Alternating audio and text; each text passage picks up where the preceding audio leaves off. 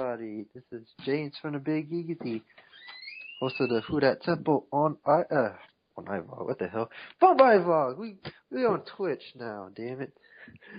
You can also we're also part of the HWR and WGS TV crew, and this is our fun NXT TakeOver rival review. We have a guest here, my tag team partner, the Bay Area MVP. MVP, how you doing? Can I get back the 2 minutes of that one commercial? Oh, that was a good show. Alright. Yeah, this is a very interesting, and just to think, almost 1 year ago, NXT started doing their live shows. They arrive, and now a year later, we have rivals. They take over, and they do great shows. We start off with the first match, which is Hideo Itami versus Tyler Breeze. As you know, this match was actually made after last week's incident. That was after the show that you can only find on like the WWE.com and on YouTube. And I'm gonna go with MVP. What do you think about this match? Well, I was going to say good setup. I didn't think Tyler Breeze would jump Itami like he did last week, and William Regal made the announcement that it was going to be Breeze and Itami, and who would have thought that would be the opening match?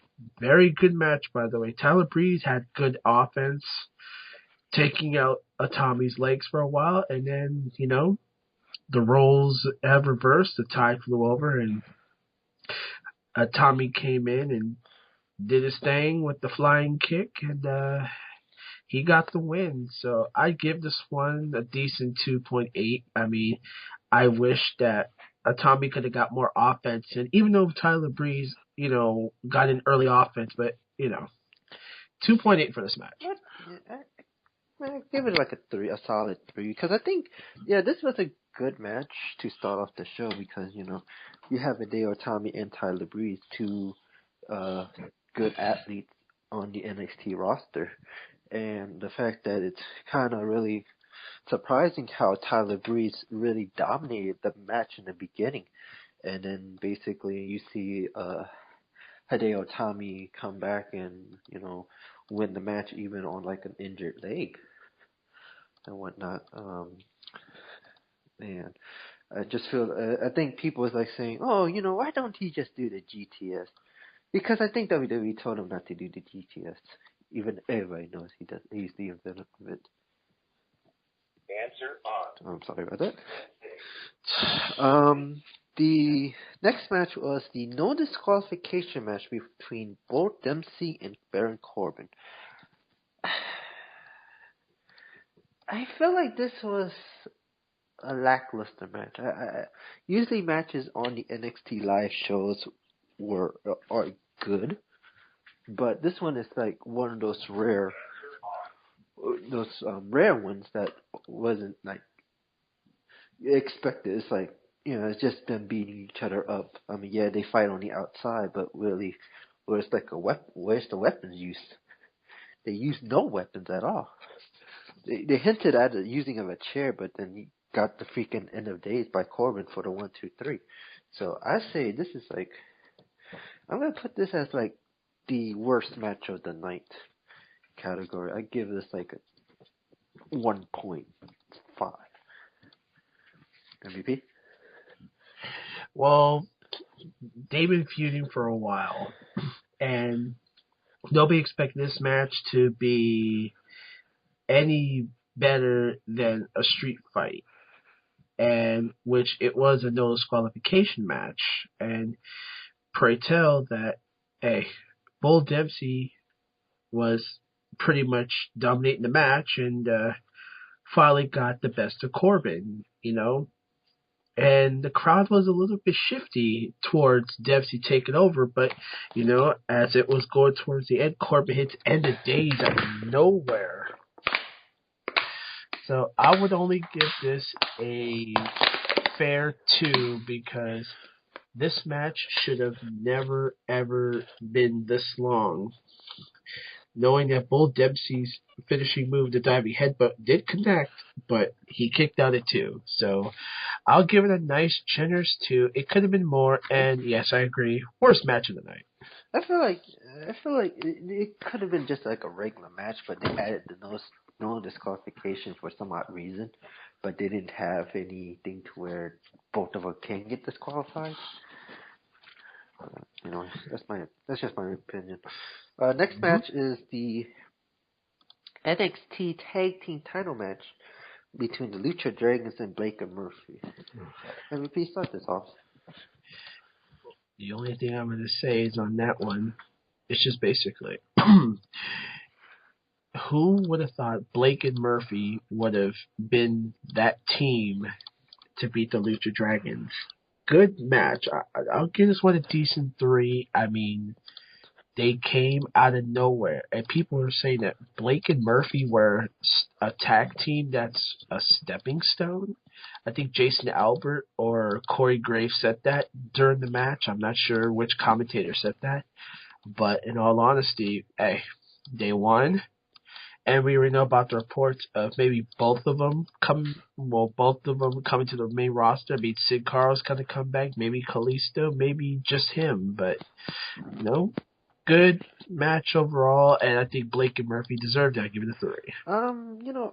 Sid Carl's already on the main roster, and really is that why would he need to be called up if he's already there? I think this might... I feel like really is. Let's see here. I think really Kalisto needs to be called up, and don't give him that damn gimmick that was rumored.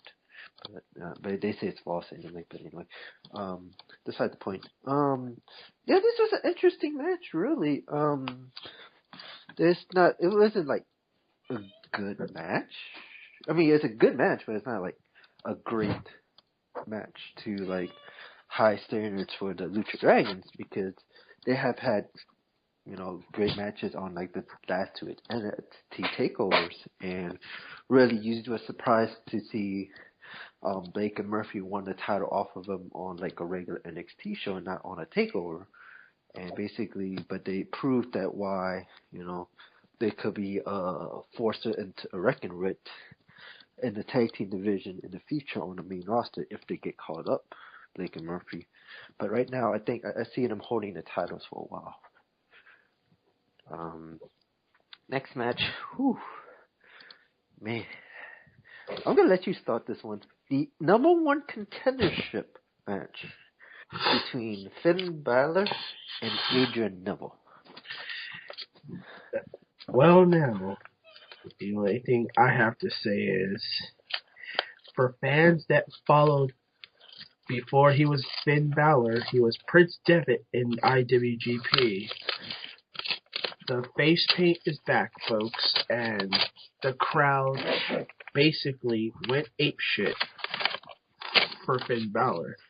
So we already know that Finn Balor has one of the best entrances in NXT by far.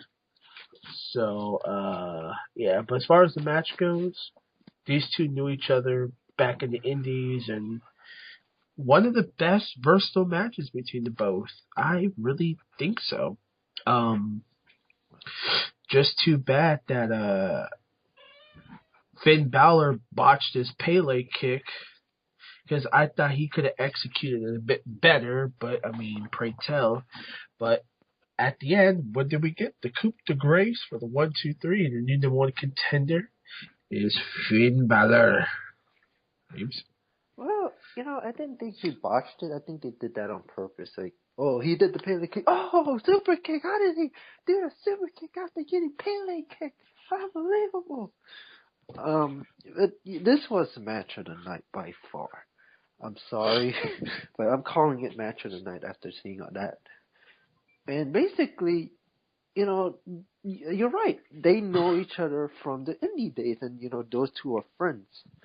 So this was a great, great matchup. And really, this is like, you see I think, this could be the calling of where you see Neville coming up on the main roster, you know. So, this match of the night, I'll give it a 4 out of 5 for that match. Next match is the Fatal 4-Way match for the NXT Women's Championship. Everybody calls it the Divas title, but it's called the NXT Women's Championship. It is Charlotte defending her title against Bayley, Sasha Banks, and Becky Lynch.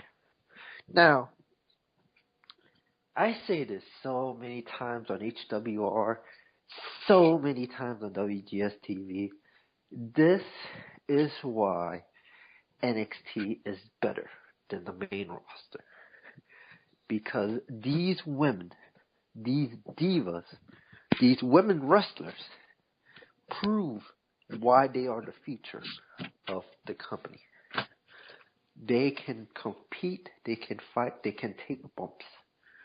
The fact that WWE main roster divas is really the only reason why, it's lacking how it's lacking, is because of the fact that you put more emphasis on the total divas crap and you don't give them like a good storyline.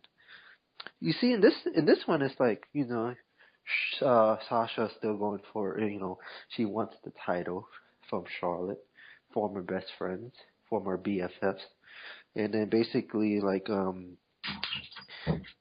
she teamed up with Becky Lynch to form Team Bay, or Best at Everything. Even though they kind of split up, and then you had Bayley as the wild card, wanting to, still prove herself, still have that dream of winning the NXT Women's title.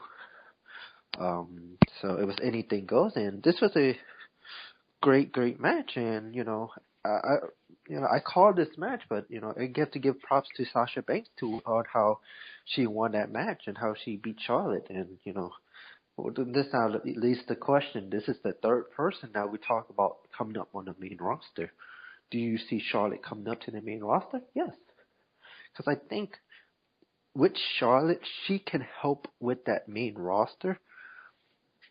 Even though with or without the NXT Women's title, she needs that boost for the Divas division in the main roster. But the only thing I hate about the main roster right now is the lack of storyline and the lack of, thing that's not total divas. Well. Total divas. I'm serious. I hate it. Yeah, I never watched it. Never watched any episodes. HWR fans, WGS fans, I do not watch it. I watch them. But as far as this match is concerned, I watch a little here and there, so I apologize. But as far as this match is concerned, I was never going to give up on Sasha Banks. This woman got talent, bank judgment, her written, the bank statement. She is versatile. This woman can move. I'm sorry. I'm not taking away from Bayley or Becky Lynch, and I do agree that Charlotte can make that roster better. Right now, the Divas roster is more of the adventures of Nikki Bella and the underlings, because that's what it is right now. I'm sorry. And I have probably irked somebody a few times about me saying Sasha should be champion. Guess what? Now she is. Many people think she wasn't ready. Sorry, folks. She is. I'm gonna be honest. I'm kind of wanted that person because it's because of how I am as a fan. I don't like the evil person. But MVP's right. She has the talent. She has it, and her as champion could be invigorating on that roster because really she is the first main heel diva to hold the title. Even though Charlotte was a heel at the time she won the title, she turned face later on. Sasha could be this first heel long-term diva to hold that NXT Women's Championship, and we can see how well she can do it as the champion, and she has done it before. And people on the main roster people who goes to the live events for the main roster can see how well she does, and they see firsthand, like, okay, she is this great competitor, and she's another one that can invigorate that Divas roster. Really, the main you're right. The main roster right now is more on everything Nikki Bella and whoever she's feuding with. And the fact that, AJ Lee, who is I believe still the true face of the Divas division, she's still out with an injury. So you need somebody because AJ could not be there for any more longer if she's going to be still doing her stuff. So you need to find the future face of that Divas division. If it's not Paige, then it might be somebody else. It could be Charlotte. It could be Sasha. Heck, it could be Bayley or Becky Lynch or even Carmella, Emma, anybody. But anyway, last but not least, the NXT Championship match. Sami Zayn versus Kevin Owens.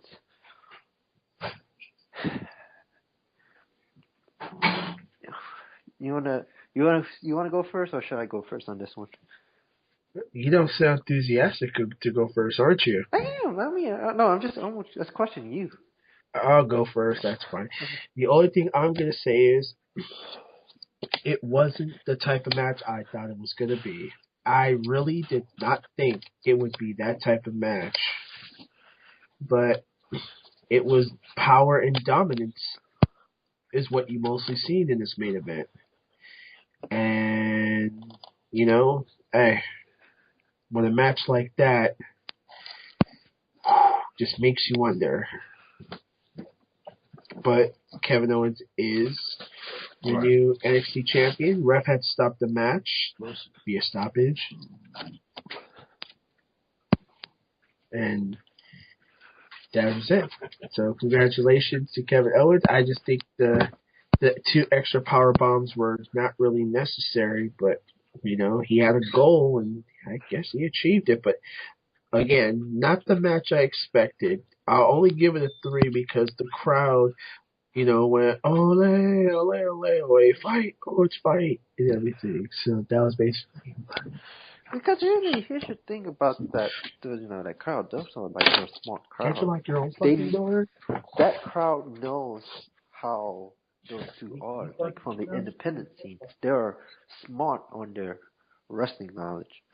And as far as this match goes, I really didn't think that they would give the belt to Kevin Owens. I thought they would extend the feud out and have Owens win it at maybe the next TakeOver event, or maybe at the tapings coming up. And really, but it's just surprising how they did it too. But I was talking to our friend MSK, who also is a wrestling fan, and his friends on a call during right after the show. They put up a point. They needed to really cement a true dominant heel in NXT. Because really, you look at the top heels in NXT before Kevin Owens was Tyler Breeze, Tyson Kidd, or somebody from the main roster that would fight the NXT champion, like Ed Neville or Zayn. But you see Owens and how he had to he did so much damage on Sami Zayn that the referee had to stop the match. It showed how dominant he can be and what the WWE thinks about him as this person. And they needed a true cemented heel to be this force in NXT.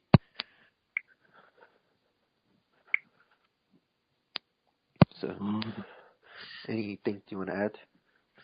Oh, yeah, I got one more thing to add before we close out.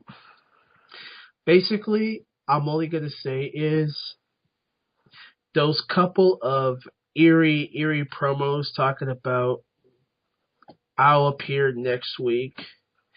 Yes, folks, I know there's a few people that are probably wondering, who is that? So I'm just going to go ahead and say it because it's already been confirmed. But to those who don't know, next week on NXT, we're finally going to see Solomon Crow. We're not going to eat crow, as the old Americans say, so don't get that twisted. We're finally going to see Solomon Crow after all this time. I think yeah. I'm sorry. I'm sorry to cut in. Do you see this as that hacker gimmick that they've been talking about, or do you see it as this a different gimmick for him? And well, it's a hacker gimmick. I mean, look what we've seen. Transmission issues, but has to be Solomon Crow because we know fans. I know it's Crow, but because really remember you heard all the reports, like they dropped that gimmick and they gave him a different gimmick and then they dropped that gimmick. So do you see this as, that gimmick that worked for him? It should go to where it's going to work perfectly for him. There should be no trial for error. And then another friend of ours was probably asking us, who in the world was that Phantom and Tyler Breeze's match? Now, folks, a lot of people are saying that it's going to be the return of Marcus Louis, former one half of the Legionnaires. Last time he was on TV, he was noticed against Tyler Breeze. Well, he got the beauty shot from Tyler Breeze. So don't be shocked if he comes back to NXT TV and wants a feud with Breeze, because that's the last time we've seen him on TV. So those last couple weeks, the little phantom silhouettes, there have been reports saying it's Marcus Louis, but if it's him, good way to set this up. Also, here's your main question. Here's a question I'd like to think about from the NXT. Who is that lady? Was that a fan or was that somebody? People are saying it's Dana Brooke from Development. Is it? I think that's what I heard. I'm not too sure, but if let me look at Twitter. I am the Twitter guy of the HWR. Yeah, there you go.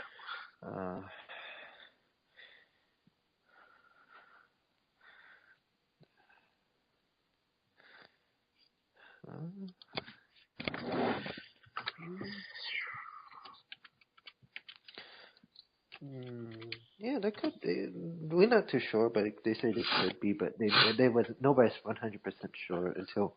Well, I think we might see it after like the spoilers of taping, so I could give a better look at it. Okay. But anyway, overall score. I give this one.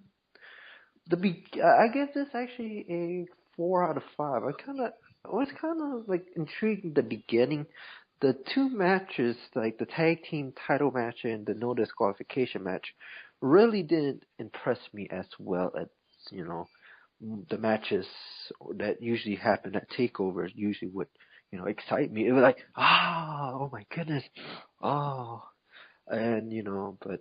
No, as I said, the no disqualification is worst match of the night for me. But the last few matches after that, like, whoo, man, you see why NXT is better than the main roster. The compelling storylines, the Divas getting chances to shine, and that's what they did. So, and the match of the night for the number one contendership, man. I can tell you those two. I want to see those two again, like another time. So that's mine. MVP.